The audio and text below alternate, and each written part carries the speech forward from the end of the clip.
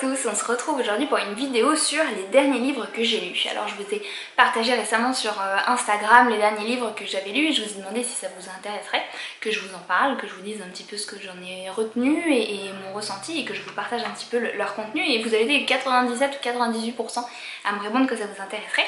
Donc je vous fais cette petite vidéo nouveau format aujourd'hui. Alors je vais vous en présenter 4 aujourd'hui en vous expliquant leur contenu, comment ils m'ont touché et inspiré, et ensuite si je les ai un peu, moyennement ou beaucoup aimés. Et le premier de la liste, c'est Ma maison zéro déchet de Bea Johnson. Bea Johnson qui est un peu la papesse du zéro déchet pour ceux qui connaissent, qui est un livre que je connaissais depuis très longtemps, que j'avais souvent feuilleté et que j'avais jamais acheté, que j'avais jamais décidé de lire vraiment. Pourtant c'est un sujet, le zéro déchet, qui m'intéresse depuis super longtemps. Lorsque je vivais à Paris, je faisais déjà très attention, j'achetais tout en vrac. Mais c'est vrai que j'avais jamais fait la démarche de me renseigner vraiment et de m'intéresser profondément au sujet, jusqu'à une nuit d'insomnie, parce que je fais beaucoup d'insomnie, où j'ai été comme appelée, j'ai eu cette intuition extrêmement forte de lire ce livre. Je l'ai trouvé en Kindle parce que j'achète beaucoup de mes livres en électronique, en e-book. Et donc je l'ai lu en une nuit en fait, une nuit entière pour lire ce livre, que j'ai adoré. Je vous le dis tout de suite, ça a été une énorme inspiration. Et j'ai mon petit carnet j'ai fait toutes mes petites notes sur les livres. Et en fait dans ce livre, Bea Johnson nous raconte son parcours, comment elle en est venue à arriver à vivre avec ce mode de vie là, comment elle a fait pour transformer sa vie normale, puisqu'elle vit aux États-Unis, à un mode de vie zéro déchet, c'est-à-dire un mode de vie où elle n'a plus aucune poubelle, où elle recycle tout ou bien elle met au compost. Et donc du coup elle nous explique dans chaque partie de la maison et dans chaque domaine de sa vie, que ce soit par exemple les fêtes, les sorties, les voyages, évidemment les courses, le domaine de l'hygiène, de la santé, de la salle de bain, etc. Comment faire pour avoir un mode de vie zéro déchet. Elle, pour cela, elle a une règle qui est géniale, qui est la règle des 5 R. Alors c'est refuser toutes les choses dont on n'a pas besoin, que ce soit les goodies, les cadeaux, les choses qu'on nous donne gratuitement, qui ne nous servent à rien et qui produisent des déchets. Réduire toutes les choses dont on a besoin, qu'on ne peut pas refuser, mais qui sont quand même utiles, donc les réduire au maximum. Réutiliser ensuite tout ce qu'on a, le plus possible.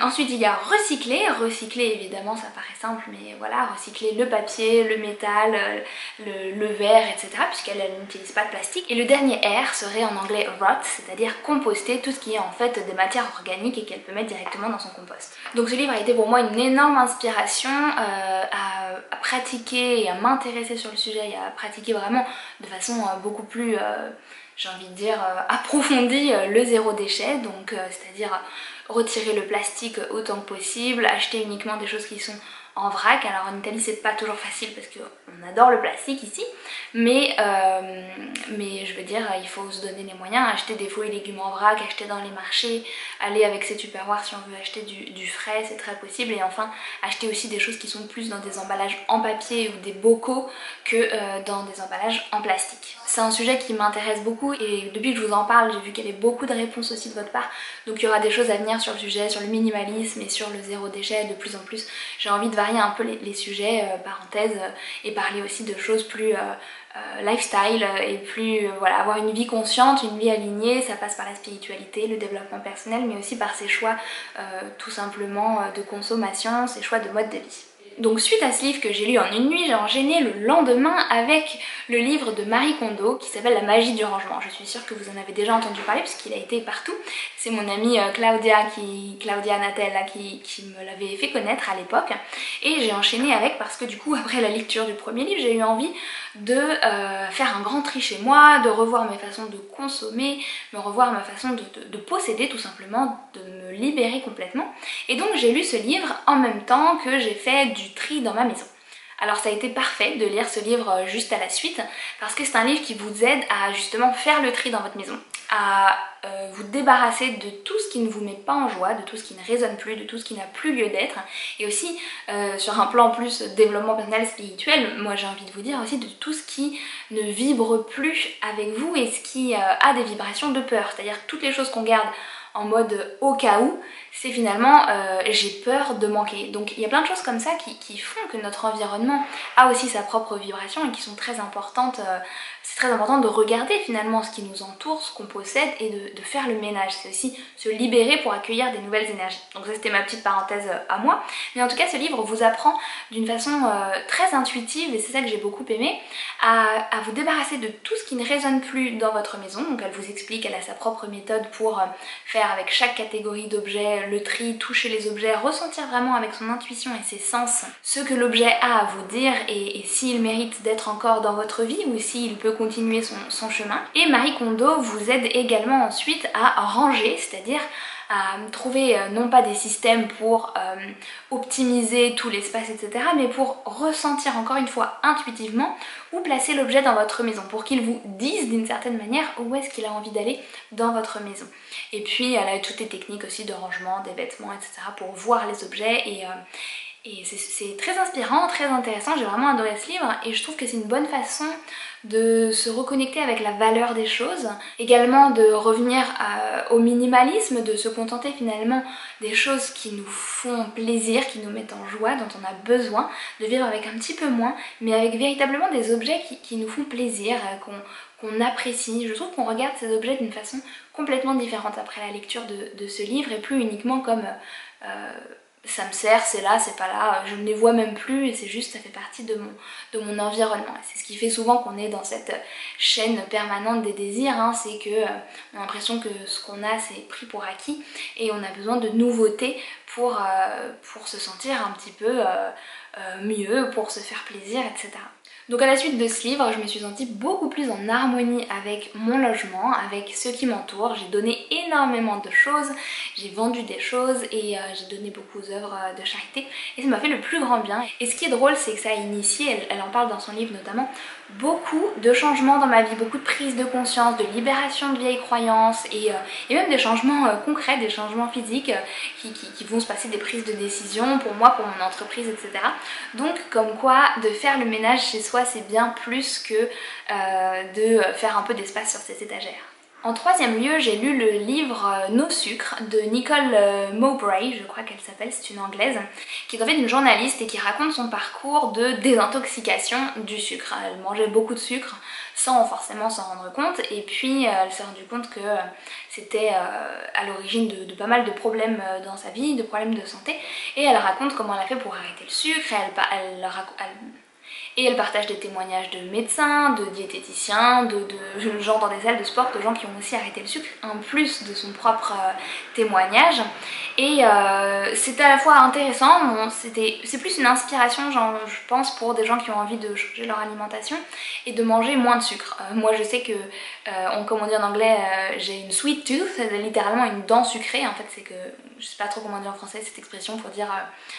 j'ai un goût particulier pour le sucré, mais c'est aussi parce qu'on est en permanence en train d'être habitué, en train de réactiver ce goût du sucré et qu'on a toujours envie comme ça de plus de sucré. C'est vraiment des habitudes qui sont conditionnées dans notre cerveau et je trouvais très éclairant et très intéressant sur ce niveau-là, de lire ce livre et de nous rendre compte que le sucre c'est pas uniquement le coca et les bonbons et je sais pas moi, les choses sucrées du quotidien, les sucres ajoutés dans le maïs par exemple. Non, c'est aussi le riz blanc, le pain blanc, en fait c'est des formes de sucre différentes, mais c'est intéressant de comprendre finalement comment notre corps réagit avec cet élément-là et aussi de gérer notre taux glycémique.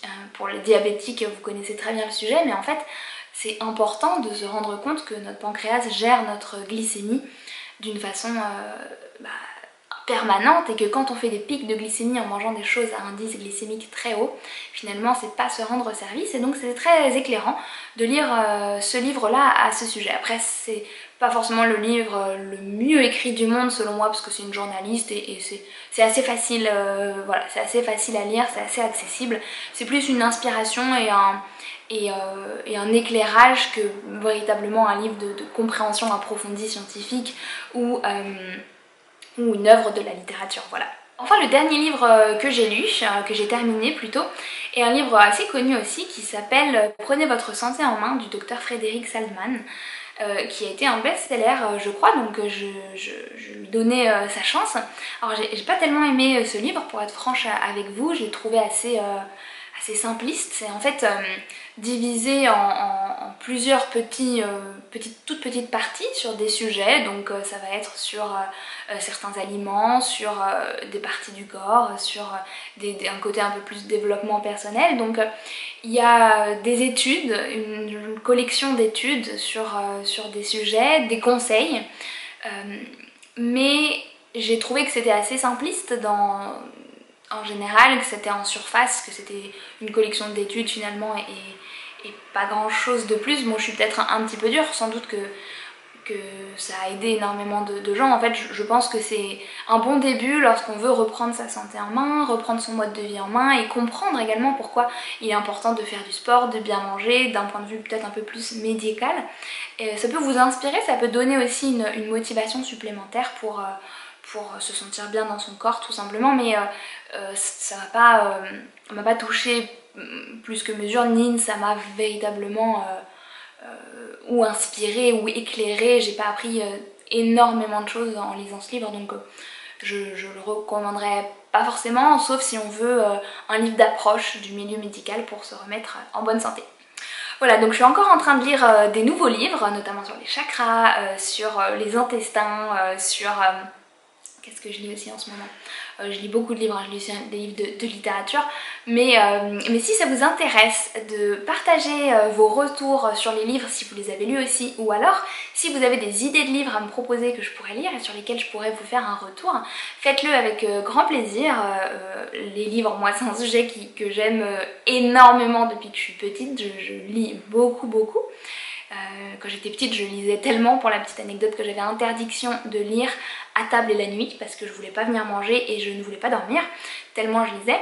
Donc voilà, si vous avez des idées et des choses, j'aimerais bien qu'on puisse partager ensemble sur le sujet des livres, tout simplement, des livres qui nous ont bouleversés, qui nous ont touchés, qui nous inspirent, qui nous apprennent. Voilà, il y a tellement de choses à partager que ce sera avec grand plaisir. J'espère que cette vidéo vous aura intéressé. N'hésitez pas à me faire un retour aussi sur ce que vous en avez pensé, si vous voulez qu'on continue, ou bien si vous préférez peut-être juste un petit article ou un post sur Instagram, c'est comme vous voulez. Moi je vous souhaite une bonne lecture et je vous dis à très bientôt.